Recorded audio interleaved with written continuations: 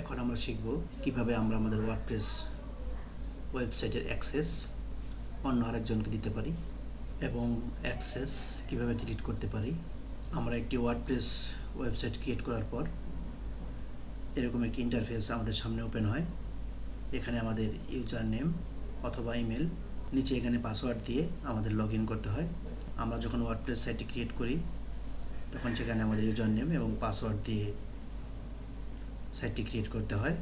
এখন আমরা এখানে আমাদের ইউজার নেম এবং পাসওয়ার্ড বসিয়ে দিব।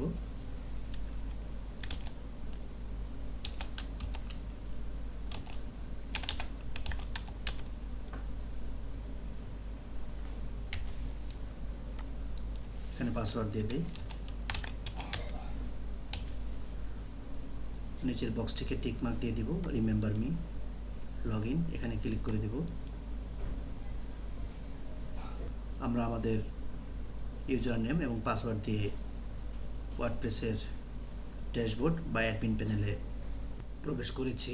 এখন আমরা দেখব কিভাবে আমরা আরেকজন ব্যক্তিকে আমাদের ওয়েবসাইটের অ্যাক্সেস দিতে পারি বা ডিলিট করতে পারি। এজন্য আমরা এখান থেকে বাম দিকে ইউজার অপশন, এখানে ক্লিক করব। এখান থেকে আমরা অল ইউজারে যাই, অল ইউজারে ক্লিক করে দেব, অথবা অ্যাড নিউ ইউজার, এখানেও ক্লিক করতে পারি।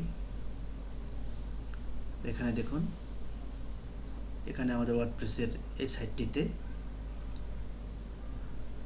একজন ব্যক্তির অ্যাক্সেস দেওয়া আছে, অ্যাডমিনিস্ট্রেটর, রোল হচ্ছে অ্যাডমিনিস্ট্রেটর। তো এখানে আমরা আরেকজনকে অ্যাড করে নিব। এজন্য আমরা অ্যাড নিউ ইউজার এই অপশনে ক্লিক করে দেব।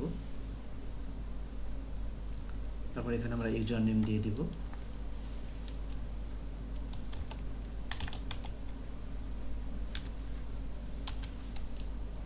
তারপর এখানে ইমেল, এখানে আমরা একটি ইমেল দিয়ে দেব, একটি ইমেল দিয়ে দিলাম। ফার্স্ট নেম লাস্ট নেম দিতেও পারি, নাও দিতে পারি। ওয়েবসাইট, এটাও না দিলে প্রবলেম নেই। তারপরে নিচের দিকে যাই, এখানে আমরা পাসওয়ার্ড দিয়ে দিব।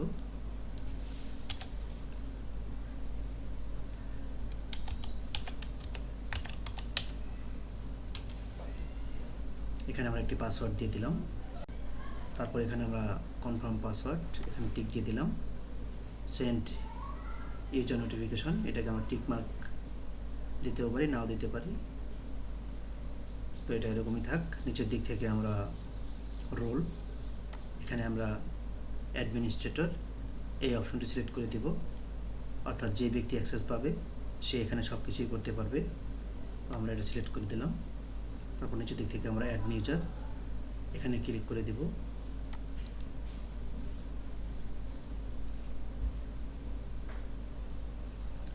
দেখুন, আরেকজন ব্যক্তি আমাদের ওয়েবসাইটের অ্যাক্সেস পেয়ে গিয়েছে অ্যাডমিনিস্ট্রেটর হিসেবে। তো এখন আমরা নতুন পাসওয়ার্ড এবং ইউজার নেম দিয়ে লগ ইন করবো। এই জন্য আমরা এখান থেকে আমাদের অ্যাকাউন্টটি লগ আউট করব। এখন আমরা নতুন ইউজার নেম এবং পাসওয়ার্ড দিয়ে লগ ইন করব। এখানে আমরা আমাদের ইউজার নেমটি লিখে দিই।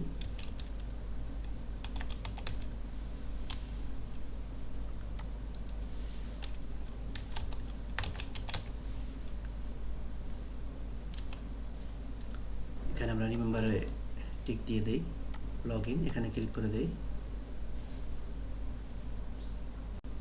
তো দেখুন, আমরা আমাদের নতুন ইউজার নেম এবং পাসওয়ার্ড দিয়ে লগ ইন করতে পেরেছি। এখন আমরা এখান থেকে প্রথমে যে ব্যক্তির অ্যাক্সেস ছিল সেই ব্যক্তিকে আমরা ডিলিট করে দিব। এজন্য আমরা চলে যাই ইউজার, ইউজার থেকে অল ইউজারে ক্লিক করব।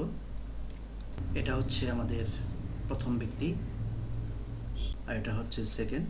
প্রথম ব্যক্তিকে ডিলিট করে দিব।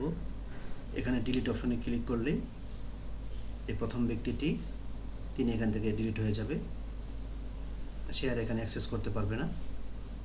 তো এখানে আমরা ডিলিট করলাম না, এটা আমরা এভাবেই রেখে দিলাম। তো এভাবেই আমরা আমাদের ওয়ার্ডপ্রেস ওয়েবসাইটের অ্যাক্সেস যে কাউকে দিতে পারি এবং অন্য আরেকজনকে এভাবে আমরা ডিলিট করতে পারি।